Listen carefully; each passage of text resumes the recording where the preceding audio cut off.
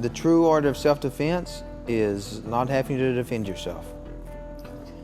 That is the true art of self-defense. I mean, something can happen and can be completely out of your control, but you minimize the risk that you put yourself in, right? Don't walk down a dark alley where there's no lights, right? Be calculative about what you're doing. Carry yourself with confidence. I think it's really important to come in and learn Jiu Jitsu, at least the self-defense portion of it. I think it's crucial. I think it's what makes Jiu Jitsu Jiu Jitsu. There are specific situations and scenarios that you have to learn and understand. The longer I go into, my Jiu Jitsu career, me personally, I view self-defense and competing, technically at the core technical aspect of it, they're incredibly similar. I think it's super important. I think that's why we teach like a hip throw, because it shows them the efficiency of jiu-jitsu. It shows them the goals of jiu-jitsu. Okay, I defend myself, I take the person down, I close the distance, take the person down, I get into mount, I take the back, and I finish the fight. Or that same variation, I take the back, I get up and I run away. Or I take the back and I hold the person there until help arrives. Whatever, any variation of that, I survive. That's the first thing, Master Pedro Sauer put it so great, and I love this. He said that true self-defense is going home and putting your key in the door. Yeah, that's the line. Yeah.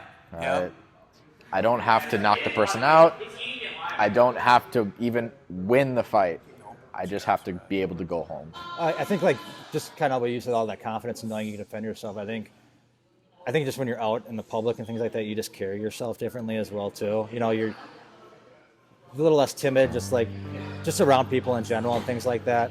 So you have that confidence aspect, and then if you really were to have to do something physically in a self-defense scenario, I mean, everyone wants to argue about sport jiu-jitsu for self-defense and blah blah blah, it doesn't work, but it's if you're someone that competes in sport jiu-jitsu and you have that competitive mindset and edge, you're going to be able to handle yourself just fine against some random person in the street.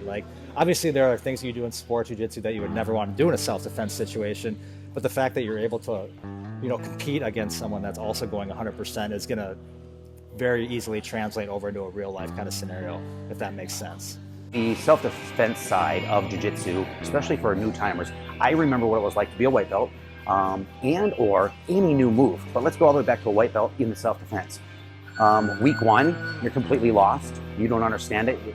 We work with some of the senior students. Senior students pair up with the white belts, and that's one of my favorite things, as you know, helping people out and letting them finally understand the aspects of it. What's so fascinating about jiu-jitsu is the bone of your arm might be a different length than another body type. And jiu-jitsu, everybody can and is successful if they keep coming back. Right. Just keep coming back. You're a different body type. You will find what works for you, and you might excel in this section, and you're a little less perfect over here, whereas the other body type is perfect over here and doesn't excel as much over here. I mean, 99% of fights, 99.9% of fights can be avoided, right? There's very few instances where you cannot avoid a fight, right? And those instances do exist, right? There are points where it's yep, it's going to be me and this other person, or more likely me and these other people, and all the chips are down. And I have to this is full. And in those instances, they're so rare though, right? Otherwise, it's really usually what happens is that you have a social interaction and someone decides there's going to be a fight, and neither party is willing to just remove themselves from the scenario, right? But once you do jiu-jitsu for a while and if you're more comfortable with, the physicality of violence or pseudo-violence or whatever you want to call it, you're more calm in those situations. The more calm you are, the more level-headed you are. The more level-headed you are, the less likely you are to do simple brain functioning of it's less fight or flight and more okay, there's still reasoning involved. Yeah, I think in terms of what I've learned for a self-defense perspective from jiu-jitsu, we learn a lot of the fundamental Gracie moves for self-defense, and it's taught me a lot about the keeping things simple when you're trying to defend yourself, and you're not going for a berimbolo, you're not doing all the fancy sport jiu-jitsu moves, although maybe they'll work, but in reality, keep things as simple as possible, because in the chaos of a self-defense situation, you're not going to remember all those fancy handholds or anything like that. It's going to be, like I said, it's going to be chaos. And so just really, oftentimes what Ish teaches us is, close that distance, get a hold of the person, if you have to, and, really think about, is it some, a situation where, you have to escalate it to another level, or can you, just control the situation, slow things down, get back to a level head, and, de-escalate the situation. And, even from that aspect, can you just run away? When I was younger, I got bullied a ton, probably like a lot of young kids. I was really small and I was weak and pretty unathletic, you get a bunch, I remember I'd be walking in school, or I'd be, walking outside, and you see a bunch of jocks, right? And these big tough guys, you kind of like immediately shell up and you're, oh my gosh. But when I started coming here and I, those same guys that I would shell up in front of, I come in here and, to an extent I can do what I want to them, right? It gives you a level of confidence that I think is missing, right? It's missing in the normal person. And it's hard to get anywhere else, And I don't know that you can get anywhere else. Ishmael once said that, it doesn't matter if you're a doctor, a lawyer, you can be a billionaire. It's tough for people to have the idea sink in that this person who is none of those things, and I am all of these things, they can do whatever they want to be physically. As self-defense, I don't think I've ever felt more confident in a fight than right now. Like, I think I'm not scared of anybody around me at school. At this point, since I've been rolling with adults for so long, I see grown men, and its first thought is, I could kick that dude's ass. It's just how it is right now. It's taught me to be cautiously confident, in the sense of cautious, like, hey, it doesn't take that much to get injured, whether it's, like someone coming up and surprising you from behind, or you tripping and falling and landing on someone accidentally on the sidewalk or something, like trying to do a takedown, like that's bad. But at the same time, like, I feel confident in the sense of I would be able to handle a base situation, or like it doesn't have to be something super complicated. I have that base understanding of what to do in most situations, and I feel like I would be okay.